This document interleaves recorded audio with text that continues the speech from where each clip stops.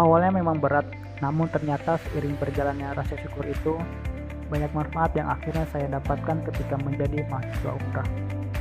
Mungkin persepsi saya hanya bagaimana saya akan sukses di kampus ini. Apa bisa menjamin saya untuk berprestasi? Itulah persepsi mahasiswa yang biasanya menginginkan banyak menerima manfaat daripada memberi manfaat. Kadang kita tidak bersyukur menjadi mahasiswa, padahal masih banyak yang tidak bersekolah. Masih sering mengeluh menjadi mahasiswa, padahal kita adalah orang-orang pilihan yang diterima di kampus. Masih ada saja mahasiswa yang banyak menuntut kenyamanan di kampus, padahal proses pendewasaan diri itu lebih utama. Masih banyak mahasiswa yang diam, padahal kampus menjadi kesempatan untuk mengembangkan potensi diri sebesar-besarnya. Masih banyak mahasiswa yang kurang bersyukur, padahal kuliah juga masih dibiayai orang tua. Mari coba kita balik. Coba kita bersyukur sudah diberi kesempatan untuk kuliah. Coba kita bersyukur sudah diberi kesempatan untuk kuliah. Coba kita banyak berbagi dan memberi manfaat selama kuliah. Coba kita optimis mengembangkan potensi di kuliah. Coba kita kritis solutif, bukan hanya menuntut. Coba kita berusaha aktif karena kesempatan lebar di depan mata insya Allah. Terima kasih kepada ibu dan bapak yang selalu mendukung saya untuk tumbuh dan menginginkan menjadi anak soleh. Terima kasih kepada Riki yang menginspirasi tiada henti. Terima kasih sahabat-sahabatku dimanapun berada. Barakallahu untuk kita semua. Gali potensi, tulislah pengalamanmu, bagikan kepada orang lain dan amalkan dengan ikhlas.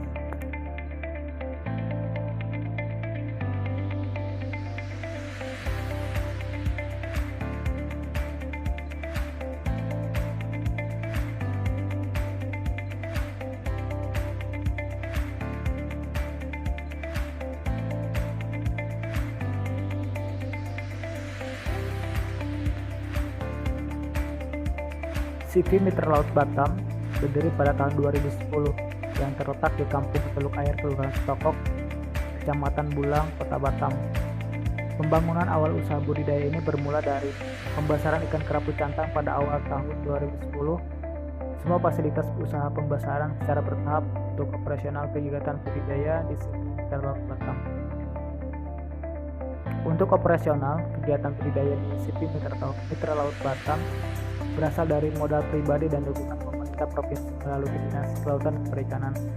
Sejak tahun 2018 hingga sekarang, CV Mitra Laut Batam mendapatkan binaan dari Dinas Kelautan dan Perikanan Provinsi Kepulauan Riau.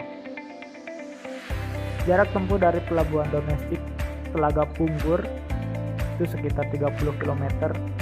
Jarak dari Kota Batam dapat ditempuh melalui akses transportasi jalan darat dan laut. Waktu tempuh akses transportasi darat itu memakan waktu sekitar 46 menit, dan dari pelabuhan domestik Telaga Punggur melalui transportasi jalan laut menggunakan speedboat itu memakan waktu 15 menit. Indonesia merupakan negara yang memiliki keanekaragaman hayati terbesar kedua di dunia setelah Brazil. Negara maritim berupa kepulauan yang memiliki daratan yang terbentang dari Sabang sampai Merauke, sekitar 1,9 km persegi dan luas lautan sebesar 5,8 km persegi dengan ribuan perairan, seperti sungai, danau, dan rawa. Pulau-pulau yang berjumlah sekitar 17.000 dengan garis pantai sepanjang 81.000 km. Hal ini menyebabkan sumber daya perairan di Indonesia sangat melimpah dan beragam. Ditambah lagi dengan kondisi iklim tropis menyebabkan hampir 45% spesies ikan di dunia berada di negara ini. Aquaculture atau lebih awam disebut sebagai budidaya perikanan merupakan subsektor pangan yang pertumbuhannya paling cepat di Indonesia. Statistik mencatat bahwa pertumbuhan subsektor ini sebesar 11% per tahun dan mampu menyerap 2,5 juta lapangan pekerjaan per tahun. Budidaya perikanan air payau, tawar, dan laut Indonesia tercatat pada tahun 2007 telah menempati urutan ketiga terbesar setelah China dan India, dengan produksi sekitar 2,7 juta ton per tahun. Sementara itu, China yang memiliki pantai dan sungai yang lebih sedikit dari Indonesia mampu menghasilkan produksi sebesar 32,7 juta per tahun. Pengembangan budidaya laut atau sering disebut juga dengan marikultur terus berkembang, didukung dengan potensi yang cukup besar. Marikultur juga dinilai mampu berkontribusi untuk mendorong Indonesia menjadi poros maritim dunia. Pada tahun 2015 yang lalu, potensi lahan marikultur Indonesia mencapai 4,5 juta hektar. Potensi lahan yang dimanfaatkan sekitar 2%, belum lagi prospek pengembangan usaha marikultur yang dapat dilakukan pada wilayah garis pantai hingga area lepas pantai. Pengembangan marikultur sejalan dengan visi misi Kabinet Kerja untuk mendorong laut menjadi sumber ekonomi bangsa di masa yang akan datang. Persiapan wadah. Wadah pemeliharaan yang digunakan adalah bak pendidiran ukuran 3 kali 2,2 kali 1,5 meter. Bak sebelum digunakan akan dilakukan perendaman dengan kaplorit selama 24 jam dan dilakukan pembersihan dan pencucian. Selanjutnya, dilakukan pematang, pengecekan ulang pematang perlu dilakukan untuk memastikan pematang ini benar-benar terpasang ketat dan dilakukan pengecekan air secara berkala.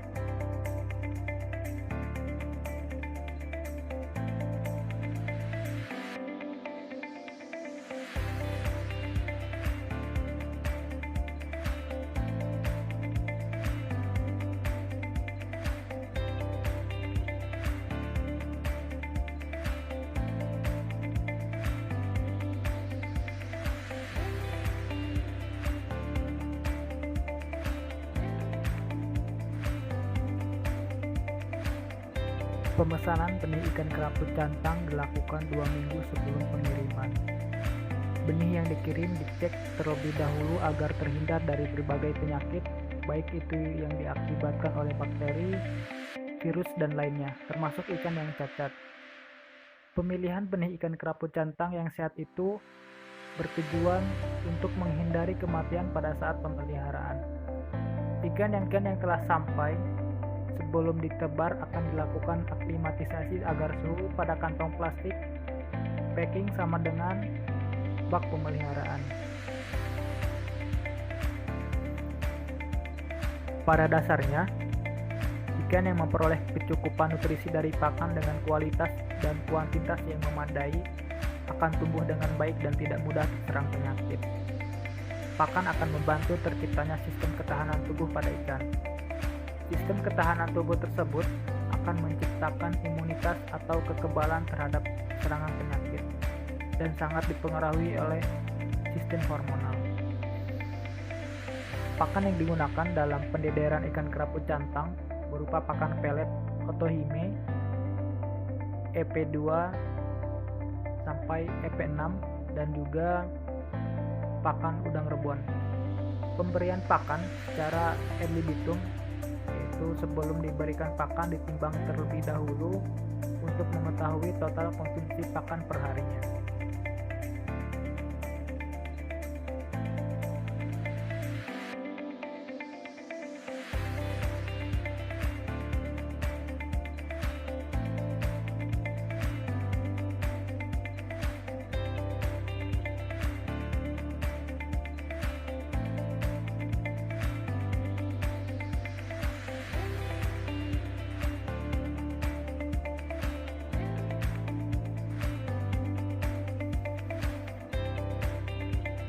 Pengendalian penyakit dengan cara setiap hari bak pemeliharaan dilakukan sirkulasi ataupun pergantian air laut pada pagi dan sore hari. Ikan yang mengalami luka dan stres akan dilakukan treatment air dan pengobatan menggunakan obat Elbazin dan Malasid Green setiap kali sirkulasi air. Budidaya tidak akan lepas dari kendala berupa hama dan penyakit. Sebagai pembudidaya, alangkah baiknya untuk mengetahui cara pencegahan daripada pengobatannya karena itu lebih efektif.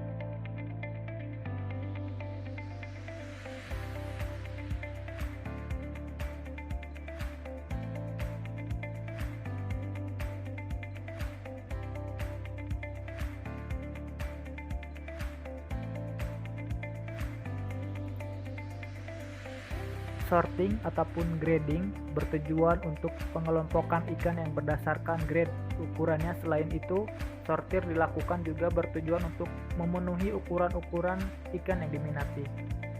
Sortir dilakukan secara berkala dalam 1 minggu sekali. Sebelum dilakukan sortir ikan, terlebih dahulu bak yang kosong itu dibersihkan dengan air tawar.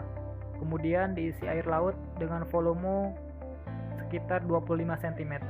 Yang dicampur dengan L-Bazin dan Malasid Green. Ikan diserok dan dimasukkan ke dalam tudung saji terlebih dahulu. Dimasukkan ke dalam bak yang berisi air sehingga tudung saji mengapung. Kemudian selanjutnya dilakukan pemisahan ikan sesuai dengan grade ataupun ukuran yang diminati. Selain itu, sortir dan grading pun bertujuan untuk mencegah ataupun mengurangi kanibalisme di dalam bak.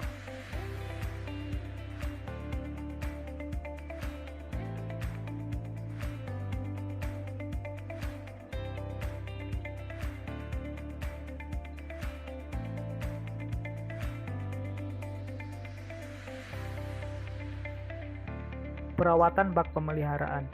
Pada bak pemeliharaan dilakukan penyiponan dan pengecekan pematang, aerasi, dan air input pada bak, dan juga pengecekan blower aerasi. Penyucian bak dilakukan setiap hari, pagi dan sore. Apabila terjadi kemacetan pada pematang dan aerasi, dilakukan penggantian ataupun penggunaan blower yang baru.